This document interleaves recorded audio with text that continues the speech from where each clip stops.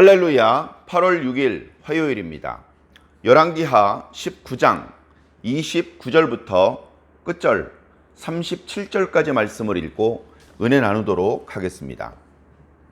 또 네게 보일 징조가 이러하니 너희가 금년에는 스스로 자라난 것을 먹고 내년에는 그것에서 난 것을 먹되 제3년에는 심고 거두며 포도원을 심고 그 열매를 먹으리라. 유다 족속 중에서 피하고 남은 자는 다시 아래로 뿌리를 내리고 위로 열매를 맺을지라. 남은 자는 예루살렘에서부터 나올 것이요 피하는 자는 시온산에서부터 나오리니 여호와의 열심히 이 일을 이루리라 하셨나이다 하니라. 그러므로 여호와께서 아수르 왕을 가리켜 이르시기를 그가 이 성에 이르지 못하며 이리로 화살을 쏘지 못하며 방패를 성을 향하여 세우지 못하며 치려고 투성을 쌓지도 못하고 오던 길로 돌아가고 이 성에 이르지 못하리라 하셨으니 이는 여호와의 말씀이시라. 내가 나와 나의 종 다윗을 위하여 이 성을 보호하여 구원하리라 하셨나이다 하였더라. 이 밤에 여호와의 사자가 나와서 아수르 진영에서 군사 18만 5천 명을 친지라. 아침에 일찍이 일어나 보니 다 송장이 되었더라. 아수르 왕 사네립이 떠나 돌아가서 니느웨에 거주하더니 그가 그의 신 니스록의 신전에서 경배할 때에 아드람멜렉과 사레셀이 그를 칼로 쳐 죽이고 아라랏 땅으로 그들이 도망하며 그 아들 에살핫돈이 대신하여 왕이 되니라. 아멘. 아멘. 감사합니다. 히스기야가 25세의 왕이 되어서 29년 동안 예루살렘에서 유다를 다스리는데 처음에 6년은 물론 힘든 기간이었지만 행복한 기간이었습니다. 힘들었다는 의미는 경제적으로 힘들었고 영적으로 힘든 상황에서 다시 그 나라를 영적으로 회복시키고 경제적으로 끌어올리기 위해서 노력을 했던 것입니다. 그러나 매우 성공적이었습니다. 하나님을 의지했고 하나님과 연합했습니다. 성전을 수리했고 성전에서 드리는 예배가 다시 회복되었습니다. 성전 주변에 자신의 부친이 설치해 놓았던 여러 우상 숭배의 잔재들을 모두 다 혁파시켰습니다. 성전 밖으로 나가서 예루살렘과 유다 땅 전역에 있었던 산당을 제거했습니다. 그리고 군사를 일으켜서 블레셋 지역을 점령하고 조공을 받게 되었습니다. 그래서 아주 짧은 기간이었지만 영적으로 점차 유다 백성들의 하나님을 향한 마음이 회복되기 시작했고 경제력을 회복하기 시작했습니다. 그러나 아수르가 이제 동쪽 지역의 여러 반란들을 잠재우고 다시 서쪽 지역으로 향했습니다. 유다를 지나 애굽을 정복할 생각이었던 것 같습니다. 그 과정에서 유다를 침공하는 것은 불가피한 일입니다. 막강한 군사력을 앞세워서 유다의 46개 성읍을 함락시키고 예루살렘을 포위했습니다.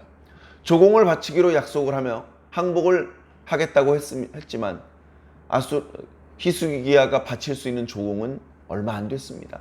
이미 부친 때부터 또 그 전 때부터 닥닥 긁어서 이방 나라 왕들에게 갖다 바치는 일이 반복되었기 때문에 히스기야 때 그야말로 닥닥 긁어서 성전 기둥에 입혔던 금을 벗겨서까지 바쳤는데도 요구한 물량을 채우기에는 턱없이 부족했습니다. 그러자 아수르는 포위를 풀고 돌아가는 것이 아니라 더 강하게 유다를, 예루살렘을 압박했습니다. 너희들이 무엇을 믿고 까부는 것이냐? 무엇을 믿는 것이냐? 애굽이냐? 애굽을 믿는 자는 애굽이 상한 갈대지팡이 같아서 그의 손이 찔리게 될 것이다. 여호와냐? 여호와 믿어봤자 소용없다. 어느 나라 어느 신이 우리 아수르 왕의 손에서 자기 나라와 자기 백성을 지킨 신이 있느냐? 그렇게 말하면서 유다 백성들의 간담을 서늘하게 하고 사기를 떨어뜨리고 항복을 종용했습니다. 물론 그 과정에서 전능하신 하나님을 모욕하는 범죄를 저질렀죠. 본인들은 아마 범죄를 저지르고 있다는 사실조차 몰랐을 것입니다. 이 문제를 히스기야는 또는 유다 백성들은 자신들의 지혜와 능력으로 해결할 수 없었습니다. 비굴하게 무릎을 꿇어봤자 돌이킬 수 없는 지경으로 떨어질 수밖에 없습니다. 이때 히스기야는 하나님께 무릎 꿇었습니다. 무릎 꿇는 것은 상대방을 존중해주는 의미를 넘어서 항복한다는 의미입니다. 하나님, 제가 졌습니다. 전 아무것도 할 수 없습니다. 하나님, 살려주시옵소서. 그런 의미를 담아서 하나님께 무릎을 꿇었습니다. 히스기야는 지혜롭게 기도했습니다. 하나님께서는 살아계신 분 아니십니까? 다른 신들은 다 죽은 신이지만 하나님은 유일하게 살아계신 분 아니십니까? 하나님은 저 랍사게가 하는 말을 다 듣고 계신 분 아닙니까? 하나님, 적들이 보내온 편지를 읽어보시옵소서. 하나님을 어떻게 모욕하고 있는지 들어보시옵소서. 하나님께서 모욕을 참으시는 분이셨습니까? 하나님, 당신의 명예를 위해서 우리 유다를 구원하여 주시옵소서. 그렇게 기도했습니다. 이것이 히스기야가 응답받는 기도를 올렸던 비결이었다. 그런 말씀도 드렸던 기억이 납니다. 그러나 기도를 올렸다고, 하나님께서 그 기도를 들으셨다고 그 즉시 아수르 군대가 물러가고 그런 일이 일어난 것은 아닙니다. 아수르는 더 유다를 재촉했던 것입니다. 그러나 하나님께서는 선지자 이사야를 통해서 당신의 응답을 보여주셨던 것이죠. 그 응답의 말씀이 조금 길었습니다. 그래서 어저께 묵상했던 말씀과 또 오늘 말씀으로 이렇게 나누어서 우리가 묵상을 하고 있습니다. 첫 마디가 너무나 감동적이었다는 말씀을 드렸지요. 히스기야야, 내가 너의 기도를 다 들었다. 할렐루야. 하나님께서 오늘 우리들의 기도도 다 듣고 계신 줄로 믿습니다. 낙심하지 마시고 기도해봤자 아무것도 달라진 것 없는 것 같은 느낌이 들다 할지라도 포기하지 마시고 멈추지 마시고 계속해서 기도하시기를 당부드립니다. 그렇게 말씀하셨던 하나님께서는 아수르 왕을 향해서 말씀하셨습니다. 아수르 왕이여, 네가 심판을 당하게 될 것이다. 지금 네가 누구를 모욕했는지 아느냐? 네가 지금까지 승승장구한 것은 그 이방 나라들이 섬겼던 신들이 진짜 신이 아니고 우상들이었기 때문이다. 돌멩이 나무 토막 쇠조각이었기 때문이다. 그러나 나는 다르다. 난 천지를 만든 유일한 특별한 절대적인 하나님이다. 그런 줄도 모르고 너는 네 스스로 여러 나라들을 정복했다고 자랑하고 있지만 네가 이 시대에 이렇게 강성할 수 있었던 것은 태초부터 내가 계획한 대로 된 것일 뿐이다.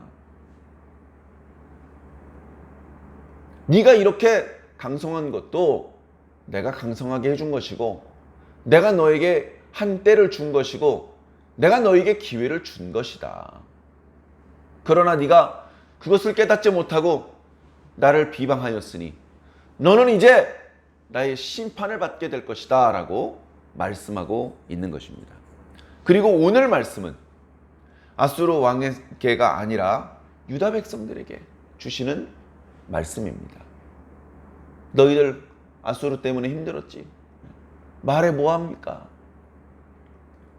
유다의 46개 성읍에 함락되었을 때 아수르 병사들이 마음대로 그 성읍을 드나들면서 마음대로 약탈하고 말 안 들으면 때리고 죽이고 불 지르고 무너뜨리고 그런 기간이 꽤 오래됐습니다. 꽤 오래. 그런 유다 백성들에게 주시는 말씀입니다. 내가 너희를 회복시켜 주겠다. 말씀을 보면 크게 두 가지를 회복해 주신다고 말씀하고 있습니다. 그들이 살아가는데 반드시 필요한 것들이죠. 첫 번째는 양식입니다. 양식이 부족하지? 지금 농사 지을 어떤 여력이 없지? 아마 씨 뿌릴 종자도 없을 거야. 걱정하지 마. 내가 그 양식 내가 채워준다. 올해는 땅에서 저절로 난 걸 먹을 수 있을 거야. 내년에도 그렇게 하고 내후년부터는 너희들이 직접 심고 가꾸고 거두어서 저절로 자라난 것보다 훨씬 더 많은 양을 수확할 수 있게 해줄 거야. 하나님, 암만 그래도 그렇지 땅에서 저절로 나는 밀, 땅에서 저절로 나는 보리, 올리브, 포도, 그걸로 백성들이 어떻게 다 먹습니까? 백성들이 많이 죽었고 많이 흩어졌지만 그래도 정상적인 농사를 짓지 않았는데 그 많은 백성들이 먹을 물량이 되겠습니까? 그래서 징조다. 먹을 물량이 될 것이다. 이게 내가 너한테 주는 징조다. 이것을 보면 너희들이 온전히 회복될 것을 분명히 알 것이다. 그렇게 말씀하시는 것이죠. 두 번째는 인구가 회복된다고 합니다. 많은 사람들이 사로잡혀가고 죽임을 당하고 그랬지만 남은 자, 피한 자는 다시 뿌리를 내릴 것이고 다시 열매를 맺을 것이다. 남은 자는 유다에서, 피한 자는 예루살렘에서 나올 것이다. 그렇게 말씀하고 계시죠. 그래서 너희들이 온전하게 회복될 것이다. 아수르 왕은 어떻게 됩니까? 아수르 왕? 아수르 왕은 여기 오지도 못해. 아니 지금 코앞까지 턱 밑까지 와 있거든요. 우리는 그들을 향해서 화살 쏠 화살도 없고요. 돌멩이 던질 돌멩이도 없습니다. 저놈들은 저렇게 몇십만 대군을 우리 조그만 예루살렘을 겹겹이 포위하고 있는데요. 저놈들은 여기 오지 못할 것이고 이쪽 방향으로 화살을 쏘지도 못할 것이며 이쪽 방향으로 방패를 세우지도 못할 것이고 이곳을 침공하기 위해서 표둔을 쌓지도 못할 것이다. 왔던 길로 돌아갈 것이다. 그게 무슨 말도 안 되는 소리야. 이렇게 생각할 수 있습니다. 그러나 어떻습니까? 말씀대로 다 되었습니다. 맨 마지막 구절, 하나님께서 주시는 응답의 마지막 구절 34절을 보면 하나님께서 이 일을 하신 이유가 나옵니다. 하나님께서 이렇게 해주시는 이유는 심심해서? 아닙니다. 히스기야가 기도를 했기 때문에? 그것도 아닙니다. 왜 그러느냐? 하나님께서 자기 자신을 위해서 그렇게 하신다는 겁니다. 히스기야가 기도한 그대로입니다. 하나님을 위해서, 하나님의 이름과 하나님의 명성을 위해서 우리 유다를 구원해 주시옵소서. 우리 유다를 구원하시는 것이 바로 하나님의 명성을 지키는 일입니다 라고 기도를 했는데 하나님께서 히스기야의 기도가 올바른 기도였다, 히스기야의 생각이 올바른 생각이었다고 말씀해 주시는 겁니다. 맞다. 나는 나를 위해서 이렇게 하는 것이다. 그리고 하나 덧붙이자면 내가 다윗과 맺었던 언약을 지키기 위해서 지금 유다를 구원해 주는 것이다 라고 말씀해 주고 있습니다. 자, 35절 이하의 말씀은 짧지만 결과에 해당되는 말씀입니다. 하나님께서 그 밤에 한 영을 보냈어요. 아수르 병사가 수십만 대군이기 때문에 하나님께서도 수십만 대군을 보내시느냐? 하나님의 능력이 그밖에 안 됩니까? 천사 한 명 보내십니다. 그 천사 한 명이 아수르 진영으로 들어갔습니다. 정말 무섭습니다. 과거에도 하나님께서 애굽 땅에 죽음의 천사를 보내셨던 적이 있습니다. 그 천사의 눈에는 처음 태어난 남자만 보였습니다. 사람이든 짐승이든 처음 태어난 것을 죽이는 사명을 받았기 때문에 그렇습니다. 그 천사의 손으로부터 벗어날 수 있는 방법이 없었습니다.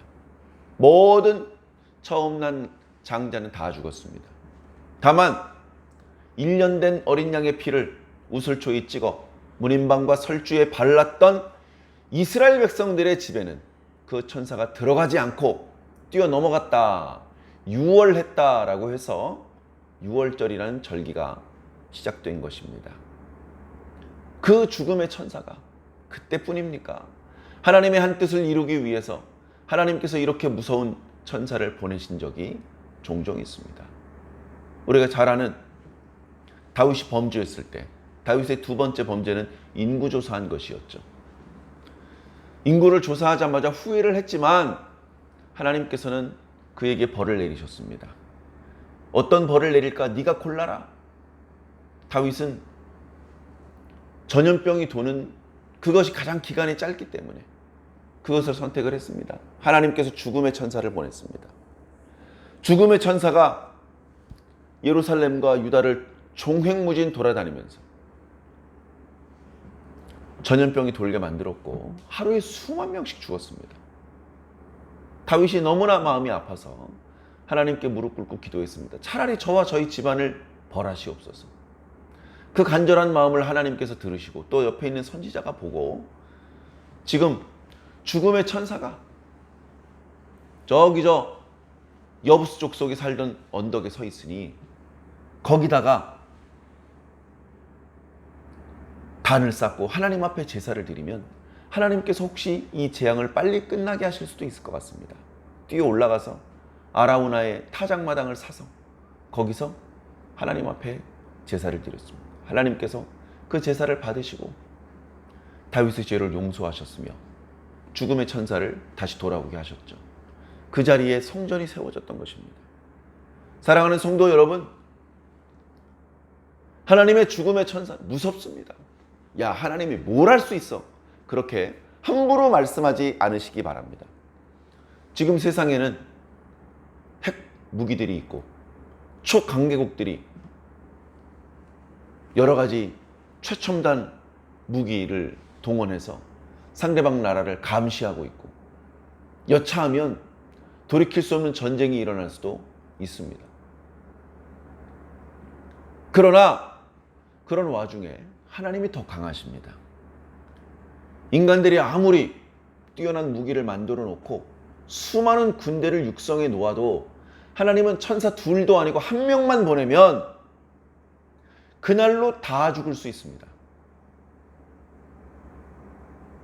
그 두려우신, 그 절대적이신 하나님의 권세를 잊어버리면 안 됩니다. 아수르 진영에 갔던 그 죽음의 천사는 그날 밤 18만 5천 명을 죽게 했습니다.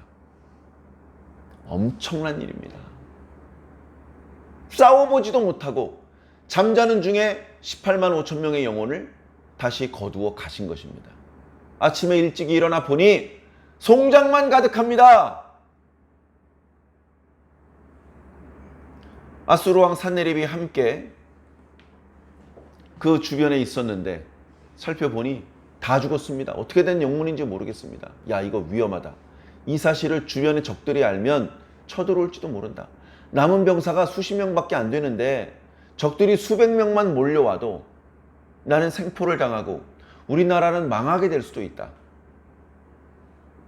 그래서 비밀리에 빠져나갑니다.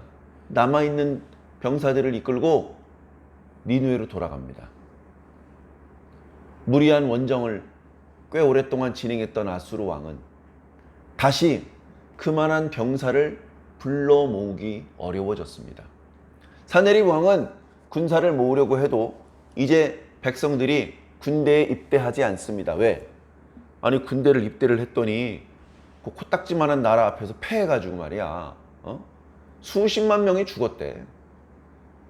뻔뻔하게 자기 혼자 살아 돌아와가지고는 또 병사들을 모집하고 있으니 저 왕은 우리들의 목숨을 책임져주는 왕이 아니야.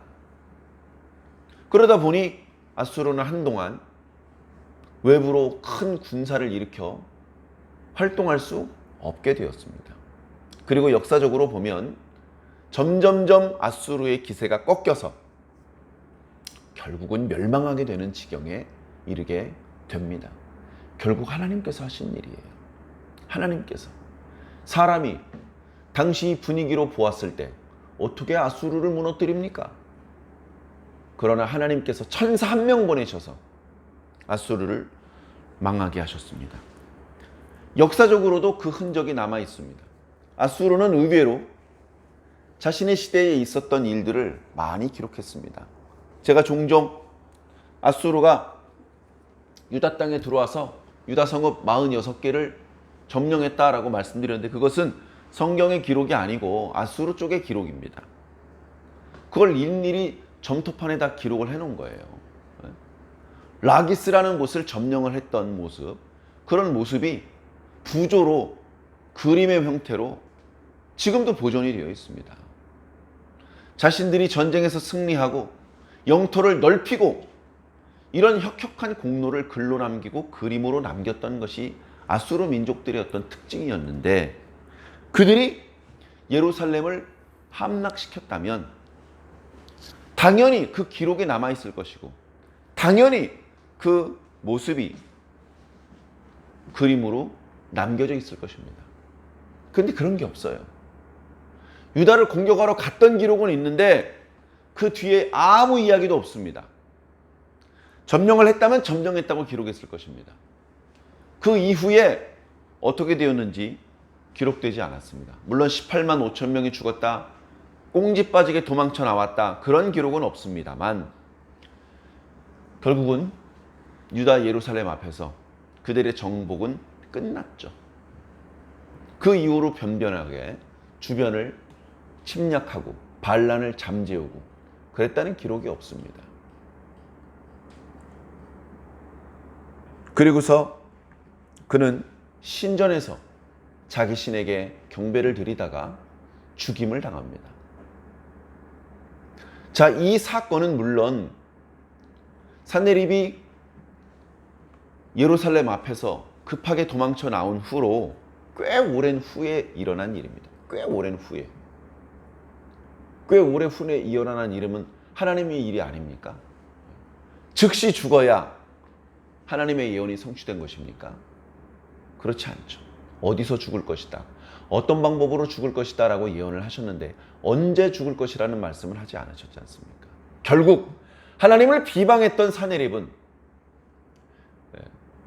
하나님을 비방했던 사람들은 그때 현장에서 죽임을 당하거나 산헤립처럼 고국으로 돌아와서 편안하게 여생을 사는 것이 아니라 비참한 최후를 맞이하게 된 것입니다. 물론 그때 기록을 살펴보면 여러 다른 왕자들의 또는 신하들의 의견을 무시하고 산헤립이 엉뚱한 왕자를 후계자로 지목을 했던 것 같습니다.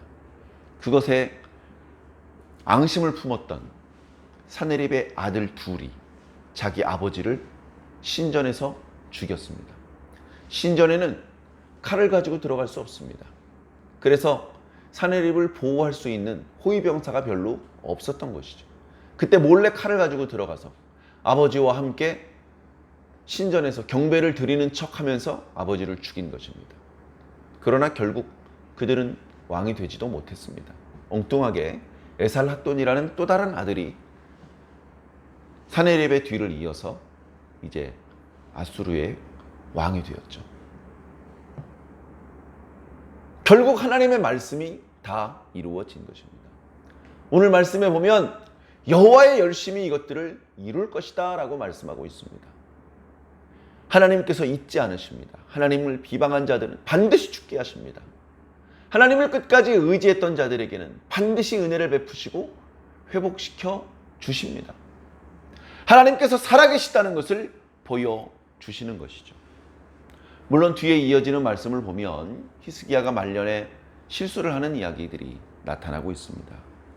그러나 어쨌건 아수르 앞에서 그 역사를 마무리 지을 뻔했던 유다는 하나님께 도움을 받았고 은혜를 입었고 구원을 받아서 유다는 다시 한번 중흥기를 맞이합니다. 주변 나라들에게 조공을 받고 문안을 받는 형님 나라가 되는 것이죠. 그리고 나중에 바벨론이 강성해질 때까지는 더 이상 유다를 괴롭힐 나라가 주변에 없습니다. 그래서 유다가 한동안 중흥기를 맞이하는데 안타까운 것은 그때 좀 더 여호와 신앙에 집중했더라면 얼마나 좋았을까. 그렇지 못하여서 결국 유다는 멸망의 길로 갈 수밖에 없었습니다. 사랑하는 성도 여러분, 하나님께서 우리의 기도를 듣고 계십니다. 하나님께서 당신의 명예를 위해서 저와 여러분을, 우리 교회를 도와주실 것입니다. 하나님의 놀라우신 사랑과 은혜, 그리고 그 크신 전지전능하신 능력, 그것들이 아무 보잘것없는 저와 여러분들을 위해서 쓰신다는 것입니다. 그것도 마지못해 찔끔 쓰시는 것이 아니고 열성적으로 써주신다는 것입니다. 어려움 중에 있는 우리 하나님의 백성들에게 얼마나 큰 위로가 되는 말씀입니까? 우리가 전심으로 주님을 의지하고 믿는다면, 우리가 주님께 기도하는 것을 포기하지 않는다면 결국 우리는 하나님의 구원을 체험하게 될 것입니다. 그 구원을 모두 꼭 맛보시기를 예수님 이름으로 간절히 축원합니다. 아멘.